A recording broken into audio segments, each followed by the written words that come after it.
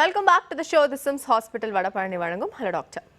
Okay ma'am, இப்போது நிறைய பேர் பார்த்தீங்கன்னா இப்போ இந்த மைதா அப்படின்ற ஒரு விஷயத்துக்கு அடிக்ட் ஆகிட்டாங்க அப்படின்னு கூட சொல்லலாம். நம்ம சாப்பிட்ற நூடுல்ஸ்லேருந்து பரோட்டா வரைக்கும் ஆல்மோஸ்ட் எல்லாமே அந்த ஒரு ஃபுட் ப்ராடக்ட் தான். இப்போ மைதா அப்படின்றது எக்ஸாக்டாக எதுலேருந்து டெரைவ் பண்ணுறாங்க? அது ஒரு தானியமா இல்லை என்னது அது எக்ஸாக்டாக? ஏன்னா நிறைய பேருக்கு தெரியவே இல்லை. அது ஒரு தானியம் அப்படின்ற மாதிரி எல்லாருமே சொல்கிறாங்க. பட் ஆக்சுவலி ஃபேக்ட் என்ன? ஆமாம், ஃபேக்ட் என்னென்னா மைதா கோதுமைலேருந்து தான் வருது. நம்ம முழு கோதுமை இருக்கு இல்லையா, இப்போ நீங்கள் கோதுமை மாவுக்கும் மைதாவுக்கும் பக்கத்தில் வச்சு பார்த்தாலே உங்களுக்கு டிஃப்ரென்ஸ் தெரிஞ்சிடும். அதாவது நிறைய ப்ராசஸிங் ரிஃபைனிங் பண்ணும்போது மைதா, ரவை, இந்த கோதுமை ரவை, சேமியா எல்லாமே முழு கோதுமைலேருந்து தான் வருது. ஆனால் மைதாவை பொறுத்த வரைக்கும் என்னென்னா எல்லா நார்ச்சத்து, அந்த கோதுமையோட அந்த பிராண்ட்லாம் சொல்லுவாங்க இல்லையா, வெளியில் இருக்கிற அந்த கோட்டிங், அதில் தான் நார்ச்சத்து, நல்ல ஊட்டச்சத்து, வைட்டமின் இ எல்லாமே இருக்குது. எல்லாம் எடுத்துட்டு வெறும் அந்த கார்போஹைட்ரேட்னு சொல்லுவோம் இல்லையா, அது மட்டும்தான் அதில் கிடைக்கும். உங்களுக்கு நார்ச்சத்து கிடைக்காது. ஸோ மைதான்றது கோதுமைலேருந்து வந்தது. பட் நிறைய ப்ராசஸிங் ரிஃபைன்மெண்ட் நடந்ததுனால அது ஒயிட்டாக நல்லா வெள்ளையாக அந்த மாதிரி வருது. ஸோ அதில் நம்ம நிறையா பண்ணுவாங்க. இந்த பரோட்டா இந்த மாதிரி ஐட்டம்ஸு நிறைய மைதா நிறைய இதில் யூஸ் பண்ணுறாங்க. ரொம்ப அதிகமாக யூஸ் பண்ணக்கூடாது. ஓகே மேம், இப்போ எது சாப்பிட்டா எந்த ஃப்ளோர் சாப்பிட்டா ரொம்ப கம்ஃபர்டபுள் நம்ம வயிற்றுக்கு? நம்ம வயிற்றுக்கு அது அவங்கவுங்களோட கம்ஃபர்ட். இஃப் க்ளூட்டன் ப்ராப்ளம் இல்லை, அதாவது க்ளூட்டன் சில பேருக்கு சீலியாக் ப்ராப்ளம் இருக்குது, அது மாதிரி இல்லாதவங்களுக்கு கோதுமை பெஸ்ட்டு. கோதுமை மாவு. அதுக்கு அடுத்து பார்த்தீங்கன்னா இந்த சிறுதானியங்களில் வர இதெல்லாம் இருக்குது. உங்களுக்கு ராகி மாவு இருக்குது, கம்பு மாவு இருக்குது. அதே மாதிரி சிறுதானியங்கள் எல்லாமே யூஸ் பண்ணலாம். ஸோ இது ரெண்டும் பெஸ்ட்டு. ஓகே. மற்றபடி உங்களுக்கு இந்த மைதா யூஸ் பண்ணுறதோ இல்லை அரிசி மாவு யூஸ் பண்ணுறது இதெல்லாம் அந்த அளவுக்கு நல்லது கிடையாது. ஓகே மேம், அடுத்த காலை பார்த்தலாம். வணக்கம். Hello doctor. ஹலோ வணக்கம். என் நேம் ஜன்னா. நான் கோயம்புத்தூர்லேருந்து கால் பண்ணுறேங்க. டயட்டிஷியன் இருக்காங்கம்மா, சந்தேகம் என்னன்னு கேட்கலாம். மேம், ஆக்சுவலாக நான் ஒரு டீச்சர், அதுவும் சிபிஎஸ்சி ஸ்கூல் டீச்சர். எனக்கு ஆக்சுவலி ஒர்க் ப்ரெஷர் ரொம்ப அதிகமா இருக்கு. அதனால ரெகுலரா பிரேக்ஃபாஸ்ட் ஸ்கிப் பண்றது ஒரு ஹேபிட் மாதிரி ஆயிடுச்சு. அண்ட் ஈவன் டியூரிங் லஞ்ச் டைம்லயும் ஆக்சுவலி கொஞ்சம் கேஜி கிட்ஸ்னால அவங்க கூடவே உட்காந்து அவங்க கூடவே இன்வால்வ் ஆகி சாப்பிடணும். ஸோ டோட்டலா என்னால சாப்பிட முடியுது இல்லை, ஒரு மேக்ஸிமம் ஒரு 20 மினிட்ஸ் அப்படியே எல்லாம் மஞ்சப் பண்ணிட்டு அப்புறம் திருப்பியும் நைட்டு ஒரு 9 o'clock தான் கொஞ்சம் ஒரு ஃப்ரீயாவே என்னால சாப்பிட முடியுது. கொஞ்சம் என்ன ஆச்சுன்னா அப்புறம் கொஞ்ச நாள் ட்ரை பண்ணி எப்படியோ என்ன மேக்கப் பண்ணி கொஞ்சம் பிரேக்ஃபாஸ்ட் சாப்பிட்டா கொஞ்சம் உடம்பு இழைக்கிற மாதிரி இருக்கு. பட் ஒன்ஸ் இப்ப ஸ்கிப் பிரேக்ஃபாஸ்ட், ஆனா அப்பதான் எனக்கு உடம்பு ஏறுற மாதிரி இருக்கு. Is it really? இது என்னோட ஒரு பார்த்த வரைக்கும் எனக்கு அப்படிதான் தெரியுது. Is it true? இதுக்கும் உடம்பு இழைக்கிறதுக்கும் இல்ல பிரேக்ஃபாஸ்ட் ஸ்கிப் பண்ண உடம்பு ஏறதுக்கும் ஒரு சம்பந்தம் இருக்கா? பிளஸ் ஒன் மோர் கொஞ்சம் எனக்கு பிளட் இல்லைன்னு நான் ஃபீல் பண்றேன். அதுக்கான சிம்டம்ஸ் என்னன்னு கொஞ்சம் சொல்ல முடியுமா மேம்? சொல்ல முடியும். ஃபஸ்ட்டு திங், உங்களுக்கு பிரேக்ஃபாஸ்ட் ஸ்கிப் பண்ணுறது நல்ல ஹேபிட்டே கிடையாது. உங்கள் ஒர்க் ப்ரெஷர்ன்றதை புரிஞ்சுக்கிறேன் நான். ஏன்னா எந்த ஒர்க்லேயுமே ப்ரெஷர் இல்லாமல் இருக்காது. It is how you handle your work. ஏன்னா ஆஸ் யூ ஏஜ், வயசாக ஆக என்ன ஆகும், பாடி உங்களுக்கு இதுக்கு அடாப்ட் பண்ணிக்காது. நீங்கள் என்ன பண்ணணும், வாட் எவர் இட் இஸ், எவ்வளோ நேரம் சாப்பிட போகிறீங்க, ஒரு 10 நிமிஷம் சாப்பிடுவீங்க பிரேக்ஃபாஸ்ட். அந்த 10 நிமிஷத்தில் ஒன்றும் ஆக போகிறது கிடையாது. ஸோ நீங்கள் நல்லா இருந்தால் தான் நெக்ஸ்ட்டு உங்கள் குழந்தைங்களுக்கும் அந்த ஸ்கூல் குழந்தைங்களுக்கும் உங்களுக்கு சொல்ல முடியும். First thing, start having breakfast. And நீங்கள் கேட்ட கேள்வி பிரேக்ஃபாஸ்ட்டு ஸ்கிப் பண்ணதுனாலையும் பண்ணாதனாலையும் வெயிட் ஏறுமா குறையுமான்றது it depends on your whole day's calories. சில சமயம் நமக்கு என்ன ஆகும், பிரேக்ஃபாஸ்ட் ஸ்கிப் பண்ணுவீங்க, லஞ்சு சரியாக சாப்பிட மாட்டீங்க. கொஞ்ச நாளைக்கு அந்த டைமுக்கு பசி வரும், பசி வந்துட்டு பசி போயிடும். ஆனால் நம்ம சாப்பிட மாட்டோம், ஏன்னா வேலையில் பிஸியாக இருக்கும். அதுக்கப்புறமா நீங்கள் சாப்பிட உட்காருங்க. ஃபார் எக்ஸாம்பிள் நைட் நீங்கள் சாப்பிட உட்காரலாம். அப்போது இன்ஹெரண்ட் ஹங்கர், உள்ளுக்குள்ளே நமக்கு பசி இருக்கும், நம்மளால் அப்போ கண்ட்ரோல் பண்ண முடியாது, நல்லா சாப்பிடுவோம். அண்ட் நைட்டுக்கு அப்புறம் என்ன ஆகும், நம்ம அவ்வளோ ஆக்டிவாகவும் இருக்க மாட்டோம், படுத்து தூங்கிடுவோம். ஸோ நம்மளால் ஹோல் டே கேலரிஸ் நம்ம எப்படியோ நம்ம நைட்டில் மீட் பண்ணுறதுக்கான வாய்ப்பு இருக்குது. இதுவே நீங்கள் கரெக்ட் டைமுக்கு எப்பப்போ எவ்வளோ சாப்பிடணுமோ கரெக்டாக சாப்பிட்டு வந்தீங்கன்னா உங்களுக்கு அந்த ஒரு இம்பேலன்ஸ் உங்களுக்கு வராது. அது உங்களுக்கு ரொம்ப முக்கியம்.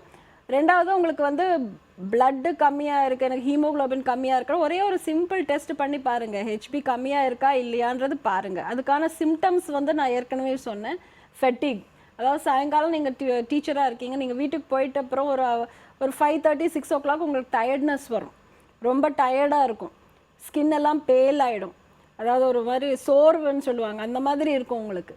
ஸோ இதெல்லாம் உங்களுக்கு ஃபஸ்ட்டு சிம்டம்ஸ் இதுதான். ஃபஸ்ட்டு ஹெச்பி டெஸ்ட் பண்ணுங்கள், அதுக்கப்புறம் இந்த மாதிரி சிம்டம்ஸ் இருக்கான்னு பாருங்கள். அண்ட் ஃபஸ்ட்டு சொன்ன விஷயம் தான், உங்களை விட ஒன்றும் எதுவுமே இம்பார்ட்டண்ட் கிடையாது. So first start having your food on time. Being a teacher, நீங்கள் இதுக்கு இம்பார்ட்டன்ஸ் ஃபஸ்ட்டு கொடுக்கணும். ஓகே மேம், அடுத்த காலை பார்த்துலாம். வணக்கம். Hello doctor. மாமா ஈஸ்வரி பேசுகிறேன் மேடம். டயட்டிஷியன் இருக்காங்கம்மா, சந்தேகம் என்னன்னு கேட்கலாம். ஹலோ ஹலோ சொல்லுங்கம்மா. நான் இப்போ வெயிட் அதிகமாகிடுச்சுன்னு சொல்லி டெஸ்ட் எடுத்தாங்க, தைராய்டு இருக்குது அப்படின்னாங்க. சரி மாத்திரை போட்டிருக்கேங்க 2 மாசமா. சரி. மாத்திரை போட குறையும் அப்படின்னு இருக்காங்க. திடீர்னு 5 கிலோ வெயிட் ஏறிடுச்சுங்க. 63 இருந்து 68 இருக்கேன். திடீர்னுனா எவ்வளோ மாதம்? ஒரு 2-3 மாசத்துல ஏறிடுச்சுங்க. Okay okay okay. இப்போ மாத்திரை இப்போ 2 மாசமா போட்டிருக்கேன். ஆனால் அதே வெயிட்டே இருக்கு, குறையவே இல்லைங்க வெயிட்டு. சரி. மாத்திரை போடுறதுக்கு முன்னாடியும் உங்களுக்கு வெயிட் ஏறிட்டு தானே இருந்தது? மாத்திரை போடுறதுக்கு 1 மாசத்துக்கு முன்னாடி வெயிட் ஏறிச்சுங்க. வெயிட் பார்த்தோம். பார்த்ததுக்கு அப்புறம் இப்போ மெடிசன் போட்டுட்டு தான் இருக்கேன். ஆனால் வெயிட் ஒன்றும் குறையலைங்க, அப்படியே தான் இருக்கு. சரி, இப்போ என்ன பண்ணணும்னு கேட்குறீங்க? ஆமாங்க, என்ன சாப்பிட்டா குறையும் அப்படிங்கிற மாதிரி கேட்குறேன். ஓகே, ஃபஸ்ட்டு உங்கள் டாக்டரை பார்த்துட்டு மாத்திரை டோசேஜ்லாம் போதுமான்றதை ஒரு வாட்டி கன்ஃபார்ம் பண்ணிக்கோங்க. 2வது விஷயம், சாப்பாடு நீங்கள் வெஜிடேரியனா? லைனில் ஹலோ, இருக்கீங்களா? லைனில் இருக்கீங்களா? கட் ஆகிட்டாங்க நினைக்கிறேன். சரி, ஓகே ஓகே மேம், அடுத்த காலை பார்த்துலாம். வணக்கம். Hello doctor. சார் வணக்கம். நான் முருகேசன் மேடம். எங்கேருந்து கால் பண்ணுறீங்க முருகேசன்? சென்னை. டயட்டிஷியன் இருக்காங்க சார், சந்தேகம் என்னன்னு கேட்கலாம். Thank you madam. நான் ரீசெண்டாக ஆஞ்சியோபிளாஸ்டி பண்ணியிருக்கேன். Okay sir. என்ன டயட் எடுத்துக்கலாம் மேடம்? நான் கொலஸ்ட்ரால் எடுத்துக்கூடாது அப்படிங்கிறாங்க. உங்களுக்கு ஏதாவது என்ன அட்வைஸ் பண்ணாங்க ஹாஸ்பிட்டலில்? டேப்லெட் கொடுத்துருக்காங்க, பெரவிக்ஸ் அந்த எக்கோஸ்பிரின் கொடுத்துருக்காங்க. சரி. அப்புறம் பிபி கேஸில் மாத்திரை கொடுத்துருக்காங்க, அஸ்டோர் அப்புறம் கொடுத்துருக்காங்க. ஓகே. மெட் எக்ஸல் மாத்திரை கொடுத்துருக்காங்க. சரி. இப்போ நான் டயட்டில் வந்து கொலஸ்ட்ரால் கோசம் பயமுறுத்துறாங்க. எந்த மாதிரி கொலஸ்ட்ரால் நான் எடுத்துக்கலாம்? பியூர் வெஜிடேரியன் நான். ஓ, வெரி குட். ஓகே. அதான் மேடம், எனக்கு என்ன டயட் எடுத்துக்கலாம்னு அட்வைஸ் பண்ணுங்க டயட். மெயினாக உங்களுக்கு சுருக்கமாக சொல்லணும்னா, இதுக்கப்புறமா நீங்கள் சுகர் இருக்கா? சுகர் இல்லை, 150 தான் இருக்கு. சாப்பிட்ட அப்புறம் 150யா மேடம்? சாப்பிட்ட அப்புறம் 150யா? Yes madam, yes. சரி, ஓகே. உங்களுக்கு அப்போ லோ சால்ட்டும் லோ ஃபேட்டு தான் அட்வைஸ் பண்ணியிருக்கிற மாதிரி தெரியுது. உங்கள் கேஸ் ஷீட் பார்த்து உங்கள் டிஸ்சார்ஜ் சம்மரி பார்த்தா தான் எனக்கு தெரியும். ஆனாலும் ஜென்ரல் அட்வைஸ் பார்த்தீங்கன்னா, உப்பு சால்ட் வந்து மினிமம் சால்ட்டு, அதாவது குக் பண்ணும்போது மினிமம் சால்ட்டு, எக்ஸ்ட்ரா உப்பு. இப்போ சில பேர் தயிர் சாதத்துக்குலாம் உப்பு போட்டுப்பாங்க, எல்லாத்துக்கும் மேலே கொஞ்சம் உப்பு வேணும், அந்த மாதிரி இனிமேல் போடாதீங்க. ப்ளஸ் ஊறுகாய், வத்தல், உப்பில் ஊற வச்ச ஐட்டம்ஸு, காய வச்ச ஐட்டம்ஸு, இந்த மாதிரி ஐட்டம்ஸ்லாம் வந்து அவாய்ட் பண்ணுங்கள்.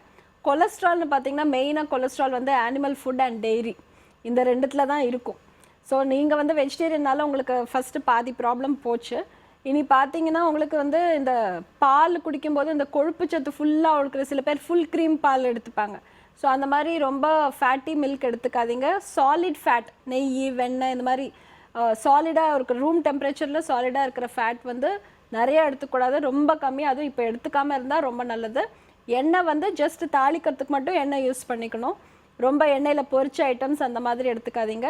எடுத்துக்கணும்னு சொல்கிறது வந்து நார்ச்சத்து, ஃபைபர், அதாவது எதுலெல்லாம் நார் அதிகமாக இருக்கோ, அதாவது காய்கறிகள் இருக்கலாம், கீரை, வாழைத்தண்டு, பீன்ஸு, அவரைக்காய், வெண்டைக்காய், என்ன காய் வேணாலும் நிறைய காய்கறி எடுத்துக்கலாம். ஸ்ப்ரவுட்ஸ், நம்ம முளைக்கட்டின பயிறு, பச்சை காய்கறிகள், வெள்ளரிக்காய், இந்த மாதிரி இதெல்லாம் வந்து உங்களுக்கு கொலஸ்ட்ரால் எல்லாம் ஏறாமல், அதாவது அது ரத்தத்தில் உள்ள எக்ஸ்ட்ரா கொழுப்பை வந்து உறிஞ்சிட்டு உடம்பை விட்டு நீக்கிடும். ஸோ எது எடுத்துக்கணுன்றதும் நிறையா எடுத்துக்கணும், எது வேண்டான்னு சொல்கிறோமோ அதையும் கொஞ்சம் கண்ட்ரோல் பண்ணணும். ஓகே மேம், அடுத்த காலை பார்க்கலாம். வணக்கம். Hello doctor. மேம், நான் இங்கே கோயம்புத்தூர்லேருந்து சிந்து பேசுகிறேன் மேம். டாக்டர் இருக்காங்க சிந்துமா, சந்தேகம் என்னன்னு கேட்கலாம். சொல்லுங்கள் சிந்து. மேம், எனக்கு வந்து ஒரு 3 months பிஃபோர், ஒரு 6 months பிஃபோர் டெலிவரி ஆச்சு. கால் ஸ்டோன் ப்ராப்ளம் இந்த 3 months தான் மேம் இருக்கு. ஸோ அதனால ஆப்ரேஷன் எதுவும் பண்ண வேண்டாம், நீங்கள் டயட்டால கண்ட்ரோல் பண்ணுங்க அப்படின்னு சொல்லி டாக்டர் ரெக்கமெண்ட் பண்ணியிருக்காரு மேம். என்ன டைப் ஆஃப் டயட் நான் கண்டினியூ பண்ண இந்த ப்ராப்ளம் திருப்பி அரைஸ் ஆகாமல் இருக்கும்?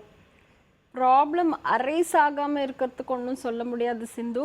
It may arise because of body மெட்டபாலிசம்னால அரைஸ் ஆகல. நம்ம கொஞ்சம் கேர்ஃபுல்லாக இருக்கிறதுக்கு நார்ச்சத்து, ஃபைபர் ரிச் ஃபுட் நிறையா எடுத்துக்கணும். 2வது, ஆயிலி ஃபுட் கொஞ்சம் கம்மி பண்ணிக்கோங்க டில் த ப்ராப்ளம் இஸ் சால்வ்டு. ரொம்ப கொலஸ்ட்ரால் உள்ள ஃபுட்டெல்லாம் அதிகமாக எடுத்துக்காதீங்க. அதாவது ஆனிமல் ஃபுட்ஸ். நீங்கள் வெஜிடேரியனா? Vegetarian ma'am. நான்வெஜ் எடுத்துக்க மாட்டீங்க?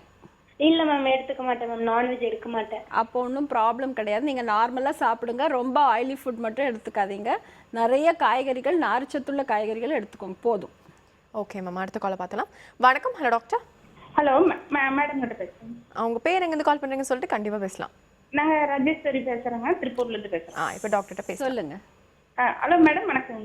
வணக்கம்ங்க, சொல்லுங்க. எங்க பொண்ணு 10th படிக்கிற அப்படிங்க. சரிங்க. அவங்க ரொம்ப வெயிட், ரொம்ப குண்டா இருக்கிற அப்படிங்க. 30 கிட்ட 60 கிலோ இருக்கிற அப்படி, 59 கிலோ இருக்கிற அப்படிங்க. ஓ 50 என்னோட வெயிட் இருக்கிற அப்படிங்க, கிட்டத்தட்ட 69 கிலோ இருக்கிற அப்படிங்க. ஓ ஆனா அவங்களுக்கு அப்புறம் அடிக்க ஒருக்கா உடம்பு சோர்வா இருக்குது. இப்ப 10th படிக்கிறனால கொஞ்சம் இதுல எக்ஸாம் வேற தொடங்கிடுச்சு, எனக்கு ரொம்ப பயமா இருக்குதுங்க மேடம். அதனால கொஞ்சம் என்ன மாதிரி சாப்பிட்டா வெயிட் கம்மி பண்ண முடியும்? இந்த எக்ஸாம் அப்புறம் நான்வெஜ் நிறைய சாப்பிட்டுக்கிறேன் அப்படின்னு நாங்க அந்த கலவை வச்சிருக்கிறேங்க. அதனால நான்வெஜ் எல்லாம் எடுத்துக்கிறேன் அப்படிங்க. அது நிப்பாட்டிடலாம்னு அவளே சொல்றா அப்படிங்க என் பொண்ணு. அப்புறம் தொடர்ந்து சாப்பிட்டுக்கிறா அப்படிங்க. அது சாப்பிடலாமா வேண்டாமான்னு சொல்லுங்க மேடம். எப்படி இந்த 10th எக்ஸாமுக்கு எந்த மாதிரி உணவு எடுத்துக்கணும்னு சொல்லுங்க மேடம். நான் டிவி பாத்துக்கிறேங்க மேடம்.